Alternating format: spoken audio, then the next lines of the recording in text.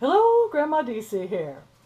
Well, I have decided tonight that I'm having a bit of a want for a recipe that I have been wanting to show you for a while. And this is to go onto our holiday list. Most of you may know that angel food cakes are extremely low in carbs, and you can get mixes at Walmart and everything. But what you might not know is that they're exceedingly easy to make from scratch. And it just seems I usually have an abundance of eggs, so I will take a dozen egg whites and make one with that. And at times I take the dozen yolks and I'll make a pound cake, which will be at a later date. But today I'm cheating. Well, I'm not cheating. I went and bought liquid egg whites, and this is a 1 pound thing. I'm thinking this is about 12 egg whites in here. So hang on to your pants. This is going to be pretty quick. To start off with, I'm going to put all these egg whites in this bowl. You want your bowl clean and free of oils. I've done that as much as possible. And your beaters. I poured hot boiling water over my beaters. Then you want to beat them until they're stiff. Stiff peaks. I'm going to put, as usual, you can use lemon juice if you don't have cream of tartar, but you know, half a teaspoon or so of cream of tartar in here will help these stiffen up a little bit. Okay, and here we go. All right, now that we've got fairly stiff peak, this, like I said, would normally be a dozen egg whites. I'm going to put in here a half a cup of stevia. I'm going to run it through the sieve just because this is an angel food cake. It is best to keep things as light as possible. And to this, I'm also going to add a couple of tablespoons of xylitol. Again, my choice for sweeteners. You pick your choice, okay? And we're going to put the sweetener in there.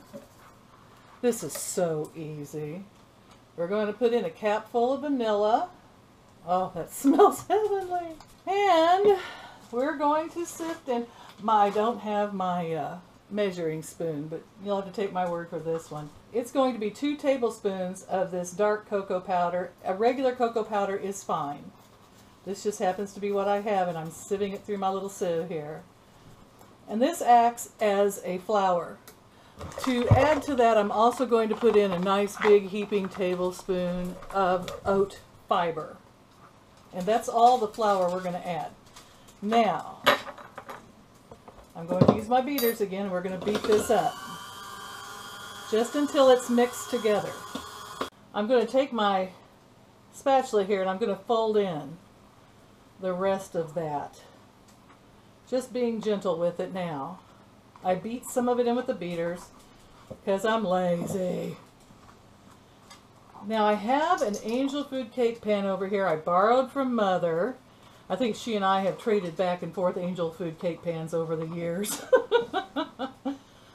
And I figure there's maybe 3-4 net carbs, if there's any in the chocolate. I don't know.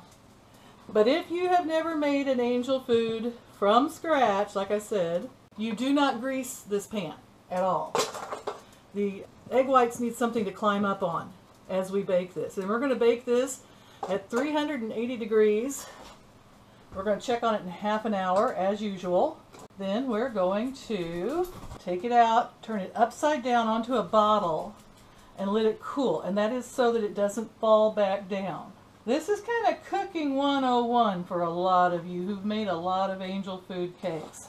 I think on the keto diet, an angel food cake is absolutely the perfect thing for holiday dining and eating and enjoying, and when you need or want that treat. And it will not blow your diet. Once you get it in here, run your spatula or knife around it to get some of the bubbles out. Although frankly, I don't mind the bubbles. I think they're kind of cool. There we go. Now in the oven it goes. Okay, the chocolate angel food cake appears to be done. It was 375 for about 40 minutes. And there it is in there looking luscious. I've always wanted to try these. They're supposed to be heat proof. they had them on sale pretty cheap. So I thought, oh, I'm going to try these. If they're any good, I might get Mom some for Christmas. And I've got an old empty balsamic vinegar bottle I'm going to put here on the counter. And then you're going to watch me dump this cake all over my counter. I hope not. Now, they don't, the ones you make from scratch typically don't rise as much as the ones you get out of the store, like a mix. Let's just call it at that, a little less chemically poofy. But this one, you could eat the whole thing. And I even if you counted the xylitol, which doesn't raise your insulin, if you counted the cocoa powder, which has very low carbs, you know, you'd be looking at probably less than 6, I know less than 6 carbs for like that entire cake. So it's all mine. Nah, I'll share it with Hazel when I get her here. All right, I hope this was fun. And it turns out I'll give you the money shot here as soon as it's cool, but you got to let it cool completely before you try to remove it from these pans. All right, let it cool completely. I love you. I'll be right back. I won't be right back. I'll be back in about an hour and a half. I'm going to attempt to remove this. This pan is particularly good because the bottom of it comes out. And it's pretty cool. It's still a little warm, but I'm an impatient person. So you run your knife around the outside edge of the pan to loosen your angel food cake. Maybe we could call it an angel devil food because it's chocolate. And in this case, I'm going to attempt to push it out like that. Closer and closer. That's why I borrowed this particular pan, because I don't think you would get this out of one that didn't do this. It is now stuck to this part, but it can finish completing cooling. When your cake is cooled completely, you can then run very carefully the knife around the bottom edge. The only thing difficult about this recipe is your ratio of things that are like the flour aspect. This is my favorite part to eat. What's stuck on. I may have not let it cool completely in the center. But oh well. This is a very delicate cake. And it has just almost no carbs whatsoever. There it looks. This one, maybe I undercooked it a little, but actually it is done. Oh my goodness. Tastes a lot like a fudge brownie. Well, there you go. This will certainly quell any chocolate cravings you have. And even though it may not be the prettiest angel food cake in the world, it certainly is the tastiest.